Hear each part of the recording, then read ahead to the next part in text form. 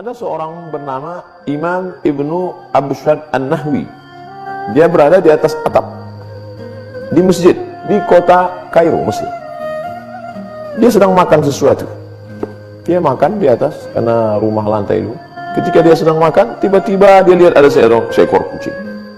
Lalu dia lemparkan segenggam makanan pada kucing. Kucing. Dia sedang makan di atas, ada kucing, dia berikan. Lalu kucing itu mengambil dan pergi. Biasanya kita lihat kucing, bila kita berikan tulang makanan, dia akan makan di tempat itu. Tapi unik, aneh, kucing ini membawa makanan itu pergi. Kemudian kucing itu datang lagi.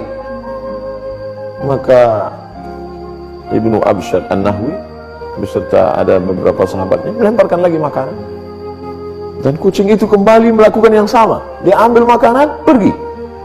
Peristiwa terjadi tidak hanya sekali tapi beberapa kali. Lalu kemudian apa yang terjadi? Tidak mungkin seekor kucing kecil makan banyak sekali. Dari tadi kita lempar makanan, dia pergi. Apa yang terjadi sebenarnya? Maka mereka mulai ragu, ini ada apa dengan kucing ini? Ini kucing aneh ini. Apa yang terjadi ini? Ternyata mereka ikuti apa yang terjadi. Kucing ini memanjat dinding atap masjid dari tepi masjid. Lalu kemudian turun ke tempat kosong. Di balik-balik reruntuhan bongkahan-bongkahan batu, di sana ada seekor kucing, buta. Matanya tidak bisa melihat, tidak bisa mencari makan. Lalu kemudian kucing tadi membawa makanan yang dia terima dari lemparan orang-orang beriman tadi. Lalu kemudian dia hantarkan, dia berikan. Dan itu dilihat mereka dengan mata kepala mereka sendiri. Diabadikan dalam kitab Wafayat Al-A'yan juz 2 halaman 516. Malu kita membaca kisah ini. Bagaimana hari ini ada orang manusia yang diberikan Allah Subhanahu wa taala benda yang paling berharga, bukan kaki, bukan tangan, bukan mata, bukan kepala, tapi otak untuk berpikir, hati untuk merenung sejenak, tapi sanggup memakan beras saudaranya, memakan gaji saudaranya. Datanglah seorang miskin yang susah melarat, anak belum makan, istri belum memasak, sewa rumah belum dibayar, kontrakan tuan rumah sedang menuntut, meneteskan air mata, tolonglah Tuhan untuk buka puasa.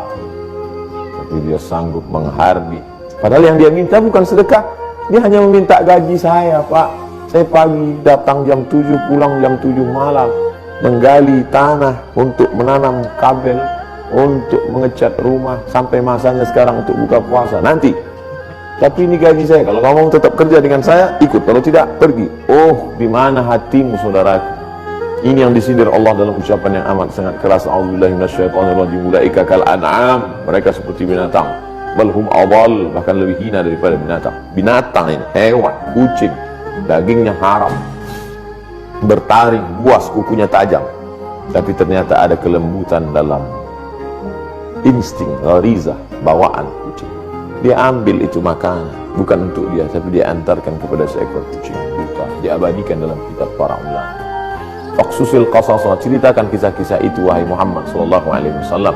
Dalam Al-Qur'an Allah bercerita, didengarkan, disampaikan oleh Jibril kepada Sayyidina Maulana Muhammad sallallahu alaihi wasallam, dibaca oleh orang beriman. Untuk apa? Untuk meng-on-kan pikiran, jangan off.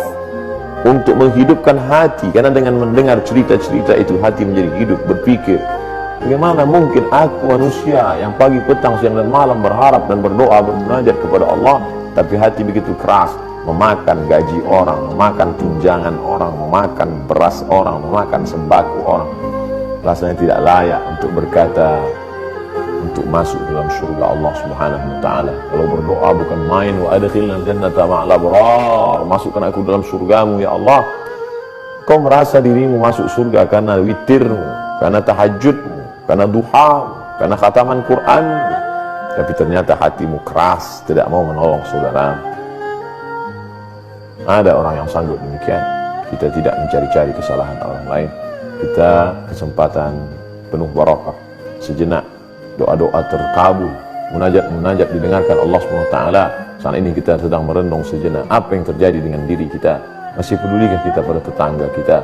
Wajaruhu ila jambihi ja'i'un, tetangga di sebelah rumahnya mengerang kelaparan, tapi dia masih sempat berpikir bagaimana dengan semua serba baru, mengikuti high style, mengikuti gaya, tapi sementara hati yang keras itu dibalut dengan wa yahsabuna annakum yuhsinuna sun'a.